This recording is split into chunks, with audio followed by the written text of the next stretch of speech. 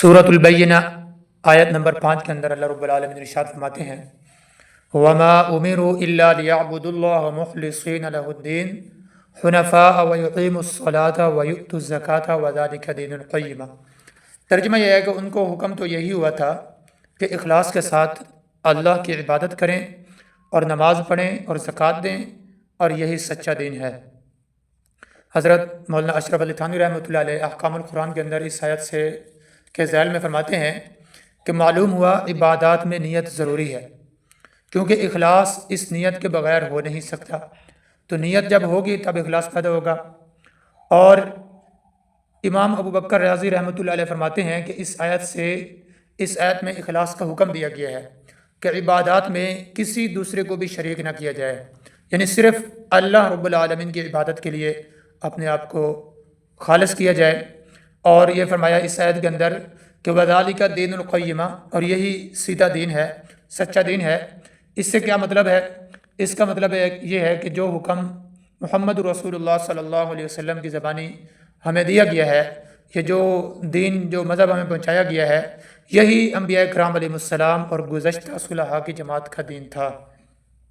اور اسی طرح اللہ رب العالمین سورۃ الحج کی آیت نمبر 38 کے اندر ارشاد فرماتے ہیں لَن يَنَالَ اللَّهَ لُحُومُهَا وَلَا دِمَاؤُهَا وَلَكِن يَنَالُهُ التَّقْوَىٰ مِنكُمْ، جس کا ترجمہ یہ ہے کہ اللہ کو نہ تو ان قربانیوں کا گوشت پہنچتا ہے، نہ خون پہنچتا ہے، اور بلکہ اللہ رب العالمین تو تمہاری طرف سے تقویٰ اس کو پہنچتا ہے۔ اس آیت کا شان نزول یہ ہے کہ حضرت عبداللہ بن عباس رضی اللہ عنہما کی روایت ہے کہ قربانی کرنے کے بعد مشرکین قربانی کا خون کعبہ میں چھڑکتے تھے اور گوشت کے ٹکڑے وہاں بکھیرتے تھے، چنانچہ دیکھا دیکھی مسلمانوں نے بھی ایسے ہی کرنے کا ارادہ کیا تو اس پر یہ آیت نازل ہوئی، جس کا مقصد یہ ہے کہ قربانی اللہ رب العالمین کے قرب کا ایک ذریعہ ہے، اور یہ ایک عظیم عبادت ہے۔ لیکن اس عبادت کے ذریعے سے یہ عبادت یوں نہیں سر انجام ہوتی کہ انسان کی طرف سے جو قربانی کا گوشت ہے وہ اللہ کو پہنچ جاتا ہے، یا ان قربانیوں کا خون اللہ کو پہنچ جاتا ہے، بلکہ جو تمہارے دل کے اندر اللہ کے لیے اخلاص ہے اور نیت ہے، یہ اللہ رب العالمین کو پہنچتی ہے۔ چنانچہ یہی فرمایا کہ نہ تو اللہ کو خون پہنچتا ہے، نہ اس کے گوشت پہنچتے ہیں، بلکہ ان قربانیوں کا اللہ رب العالمین کو تمہاری طرف سے تقویٰ پہنچتا ہے۔ تقویٰ کا مطلب یہ ہے کہ انسان اللہ رب العالمین کی ناراضگی سے ڈر جائے اور ایسے تمام اعمال اور تمام کام چھوڑ دے جن کی وجہ سے اللہ رب العالمین کی ناراضگی پیدا ہو۔ اس آیت میں اس طرف بھی اشارہ ہو گیا کہ عمل کے قبول ہونے کے لیے تقویٰ اور اخلاص ضروری ہے، یعنی اگر ہم چاہتے ہیں کہ ہمارے اعمال اللہ کے ہاں، اللہ کی بارگاہ میں قبول ہوں، تو اس لیے پھر لازم ہے کہ انسان کے اندر تقویٰ ہو، اخلاص ہو، اور اگر یہ چیز موجود نہیں ہے، یعنی تقویٰ اور اخلاص نہیں ہے، تو وہ عمل اللہ کے دربار میں قابل قبول نہیں ہے۔ اسی طرح سورۃ آل عمران کے اندر آیت نمبر 29 کے اندر اللہ رب العالمین ارشاد فرماتے ہیں قُلْ إِن تُخْفُوا مَا فِي صُدُورِكُمْ أَوْ تُبْدُوهُ يَعْلَمْهُ اللَّهُ، اے پیغمبر آپ لوگوں سے کہہ دیجئے تو کوئی بات تم اپنے دلوں میں مخفی رکھو یا اس کو ظاہر کرو، اللہ اس کو جانتا ہے۔ اس آیت میں خبر دی جا رہی ہے کہ اللہ جل شانہ کی علم اور قدرت کی کوئی انتہا نہیں۔ اگر کوئی اپنے دل میں کوئی بات چھپائے،